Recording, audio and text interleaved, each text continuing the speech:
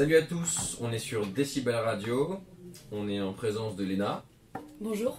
De moi-même Arnaud, et on a l'honneur aujourd'hui de recevoir notre marraine de promo Mercedes Hera. Bonjour.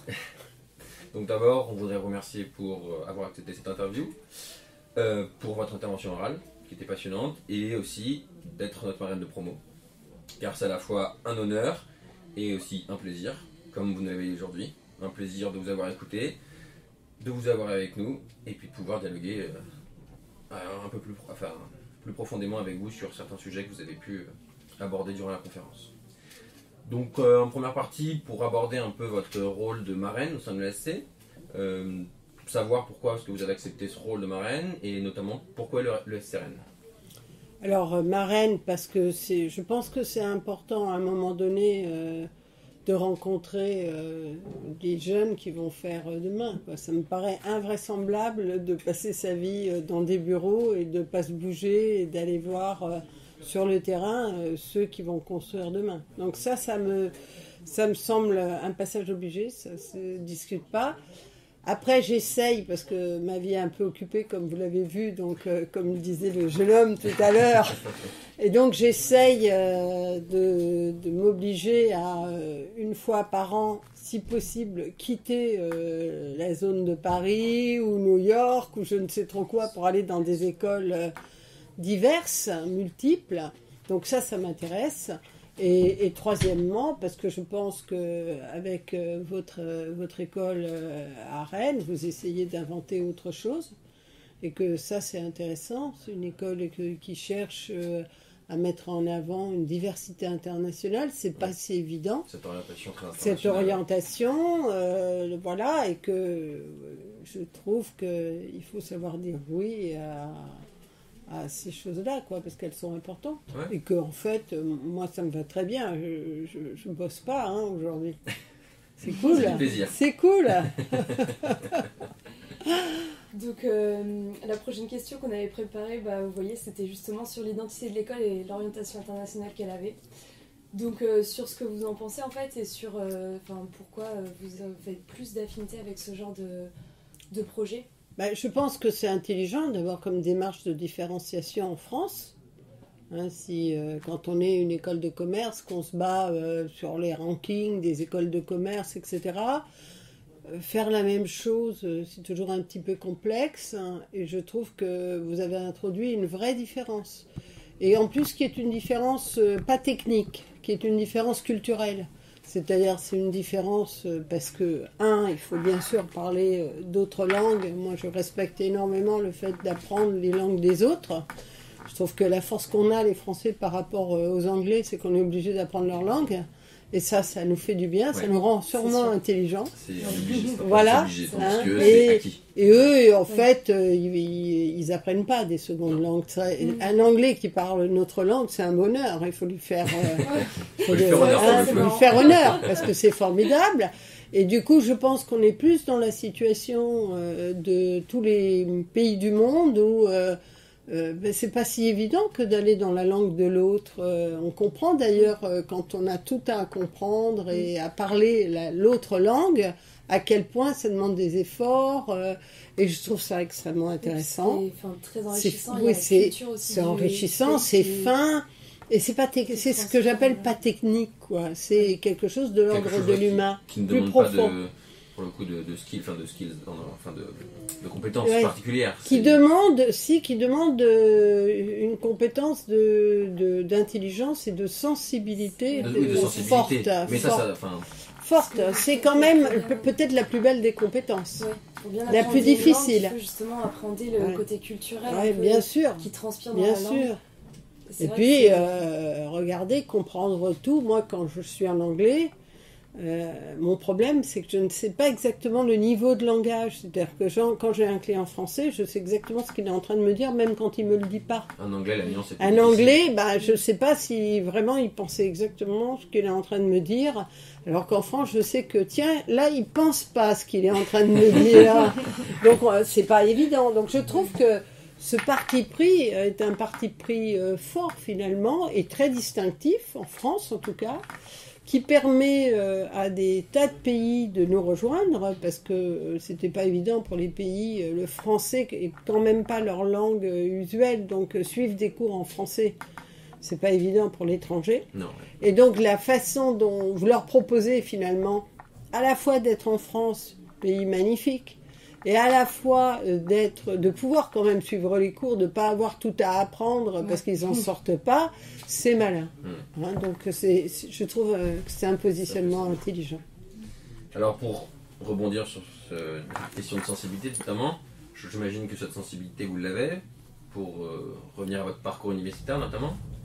Donc, vous avez fait collège, lycée public, vous avez fait le bac. Oui. Ensuite, vous êtes parti donc à la Sorbonne en études de littérature. Non, je n'ai pas fait ça. J'ai fait Hippocagne, Cagne et Cagne. Ah, donc nous sommes collègues. Et voilà, j'ai fait même, Oui. même, je dirais que les moments les plus difficiles ont été, surtout il y a quelques années, Hippocagne et Cagne. Les 2 ans de prépa. Ah, les 3. 3 ans? Ah, ouais. Ah oui, Je d'accord. pense que je pense que j'ai beaucoup appris là, parce que c'était toutes les matières, les grandes disciplines culturelles.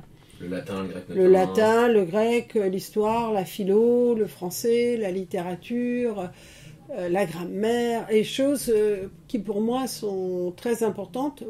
Je crois que dans beaucoup de métiers, les sciences humaines et la compréhension, la rigueur que demandent les sciences humaines, qui n'est pas la même rigueur. Que les sciences dures. Ben non, parce que parfois je parle à des matheux et je me dis, tiens, ils rêvent. Hein. Il manque Il manque de rigueur. Il manque À l'envers de ce que l'on dit. Je me dis, tiens, c'est bizarre. Et en fait, ça veut dire que les rigueurs ne sont pas du même ordre, que la rigueur de la vie est une rigueur complexe. C'est pour ça que parfois les gens se paument. Moi, je ne trouve pas tant de gens que ça brillants en marketing. La brillance en marketing, elle est assez rare.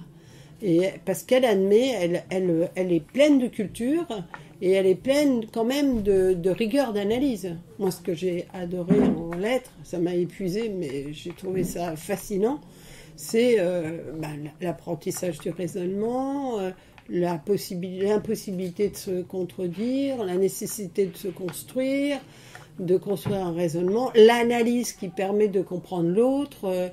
L'analyse de texte, c'est un système formidable ensuite pour apprendre à décortiquer n'importe quoi.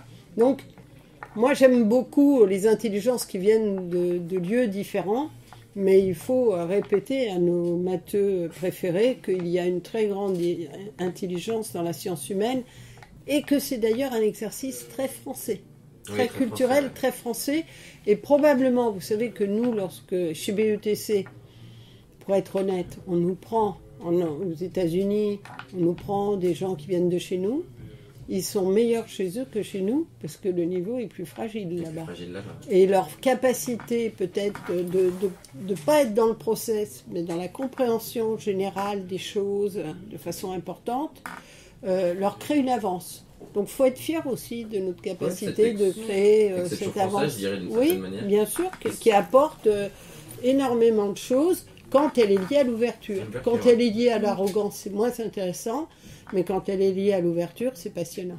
Mais c'est ce que j'ai, moi, particulièrement apprécié, je pense aussi, Sylna, c'est le rôle que vous avez souligné de la littérature, vraiment. Parce que c'est quelque chose qu'on fait au collège, au lycée, en prépa éventuellement, et puis c'est quelque chose qu'après on fait plus en cours, de façon théorique, c'est plus quelque chose de notre côté, et en réalité c'est quelque chose dont on ne se rend pas compte, je pense, vraiment de l'impact et de l'impact que ça aura plus bien tard. Sûr. Et quand vous aviez dit, justement, la littérature ça permet de découvrir et d'appréhender la complexité du monde, moi un de mes auteurs préférés, Milan Kundera par exemple, c'est exactement qui permet de... Sûr. La compréhension, regardez, dans notre métier, mais qui est un métier que tout le monde a besoin d'utiliser. Quand vous parlez à un homme politique, son enjeu, c'est de persuader, donc de modifier quelque chose dans l'esprit de l'autre. Ce qui permet de mieux comprendre l'état de l'autre, ce qu'il a dans son esprit. Pourquoi, par exemple, quand il vous répond, il vous ment un peu? Pas complètement, mais un peu. Pourquoi il fait ça? Pourquoi il dit ça? Pourquoi il n'ose pas? Tout ça, c'est de la connaissance psychologique, sociologique, et pour moi, ceux qui la dominent le plus, c'est souvent les gens de la littérature. Un grand écrivain, vous lisez Proust, et vous comprenez tellement de choses sur Bah oui, quand on a soi-même trop de plaisir, on se contrefout un peu du problème des autres. Quand il y a plein de subtilités, plein d'intelligence. Que seule la littérature peut nous faire Bien sûr, par bien sûr, l'expérience de la lecture. bien sûr. Et la rigueur qu'exigent les exercices de dissertation, les exercices d'analyse, de décortiquage. On sait plus ce que les mots veulent dire. Ouais, une Quand on est déperdition, très ouais. précis, moi très souvent, ce qu'on appelle nous un bon brief pour des créatifs, c'est quelque chose qui est extraordinairement précis parce que si on n'est pas précis, on envoie sur des terrains qui ne seront pas des terrains de la persuasion. Et alors, pour nos auditeurs, un livre de chevet, Ah, un moi, livre à conseiller en tout cas, un livre, et qui a marqué votre vie en tout cas peut-être. c'est pas la même chose, mais un livre qui a. Moi, je suis très proustienne, donc je relis la recherche de façon. Petit temps perdu. J'aime bien ça parce que, en fait, j'ai compris la recherche un jour en voyant une fille qui se marrait comme si elle lisait une BD. Je me suis dit, tiens, il doit y avoir un truc dans ce livre. Et en fait, ça raconte des histoires de la vie, quoi. Des histoires de compréhension, voilà. Après, il y a plein de choses que j'aime, y compris les fables de La Fontaine, que je trouve être des joyaux absolument brillantissimes, dont on ne se rend pas compte à quel point ils sont toujours aussi actuels. C'est ça. Actuels C'est l'actualité de ces textes. et brillants. Mais j'ai lu le Goncourt de l'année dernière, par exemple, qui était « Ne pleure pas, il ne faut pas pleurer ». De Modiano ? Oui, non, pas de Modiano, de Selver, la jeune, justement cette émigrée espagnole qui racontait l'histoire de sa mère. Et en l'occurrence, en racontant l'histoire de sa mère, il ne faut pas pleurer. Elle raconte la façon dont sa maman avait rendu le français un peu étonnant. Parce qu'elle avait mélangé son espagnol et son français. Et du coup, ça donnait une espèce de fraîcheur dont, lorsqu'elle était jeune, elle avait honte. Parce que quand on est jeune, on n'aime pas les signes de la différence. C'est ce que vous disiez. Mais moi, quand j'étais jeune, je voulais m'appeler Martine. Oui, j'ai vu une interview où vous disiez que vous Mon rêve, c'était Martine à la plage, Martine va en vacances. Vous savez, ces petits livres extraordinaires. Je trouvais que c'était le plus beau prénom du monde. Et Mercedes, quelle horreur, mais quelle horreur. Et donc, cette compréhension, et puis quand elle a été plus âgée, elle a compris que dans ce langage inventé, il y avait un ressourcement, y compris pour le français. Parce qu'une nouvelle compréhension. Et de toute façon, une langue, c'est ça. C'est tous les apports des gens qui la parlent, qui la racontent, etc.